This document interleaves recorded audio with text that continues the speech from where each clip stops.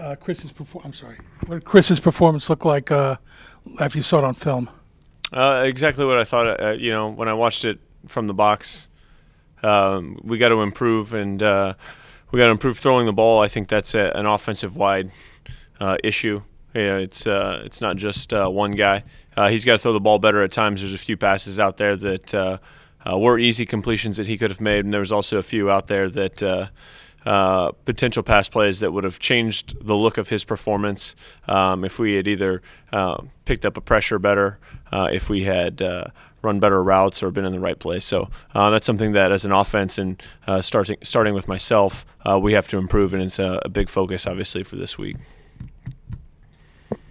Drew, is the backup quarterback competition such that you pick based on who you're playing each week, or is it really just like Monday through Friday who has the best practice is the number 2 quarterback? How do you determine who's the other quarterback, since we've seen multiple play 2 games in a row? Yeah. We look at the body of work for practice, where those guys are throughout the week, who's going to be the guy to go in that week. And for all of those guys, Chris included, the competition for that spot, for the backup and the starting spot, never stops. You have to go out there and earn your stripes every single week. So, we have a starting quarterback right now, and we've had 3 guys now go in and have some playing time. So they'll all get their feet wet a little bit. So going in won't be a new experience for them, but it's something that they do each week, and they have to come out and prove their worth to the team and to the offense every single time they go out there to practice. So week to week. What are the challenges that Iowa presents from a Iowa historically has been I have a lot of respect for the University of Iowa because they have played the same defense for as long as I could. Even when I was a GA all the way back at Iowa State, several stops ago for myself, still in the same defensive philosophy. And what they do a really good job of is playing really tough physical football. They're not out of position. They have great technique.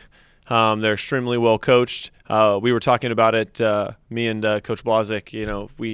You watch them on tape, and the defensive lineman, the backup defensive tackle, had the same exact reaction as the starter to a similar play. And so I was like, wow, I mean, you can tell how well coached and how disciplined those guys are, and they've been that way for a long time.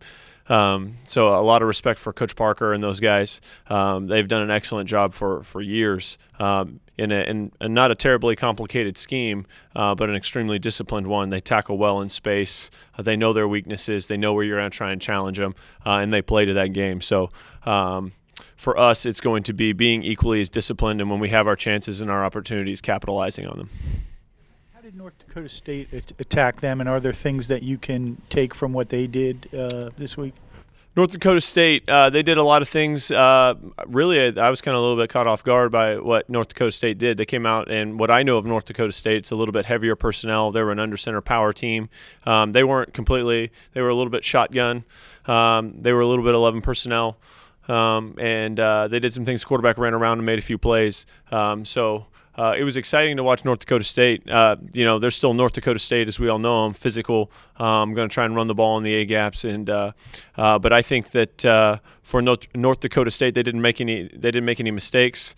I thought like we just said in our game plan, they were physical, and then when they had their opportunities, they capitalized on them. And so we're looking to do something very similar to what they did as well.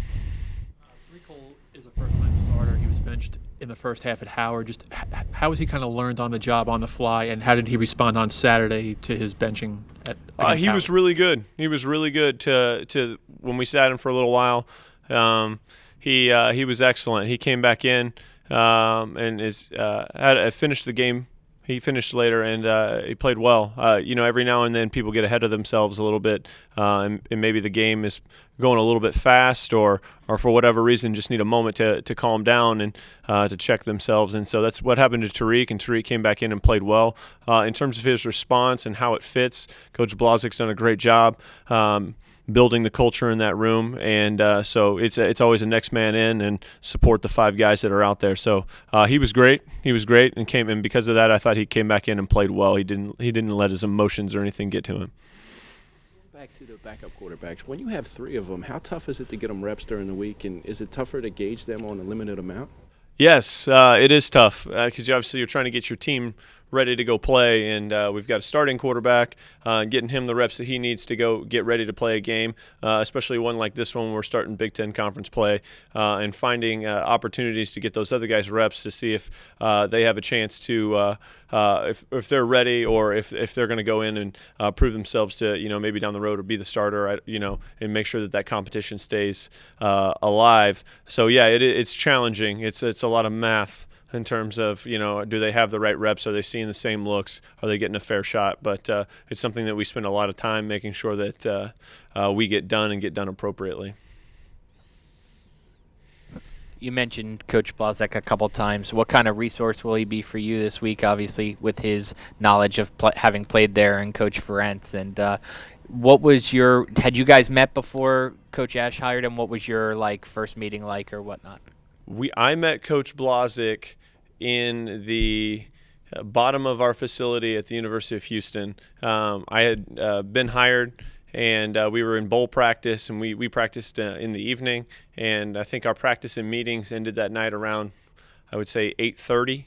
And Coach Blazek rolled in on a plane, drove up right to the facility, and we sat down and talked for about 2.5 hours. And it was probably 11:30 midnight before we left. Had a great conversation, knew that our philosophies were the same, that what we wanted to get done, both ideals were in line with each other. So that, I had not met him, did not know much about him prior to meeting him that night. He's been incredible so far. And he's obviously a great resource, knows a bunch of those guys over there at Iowa.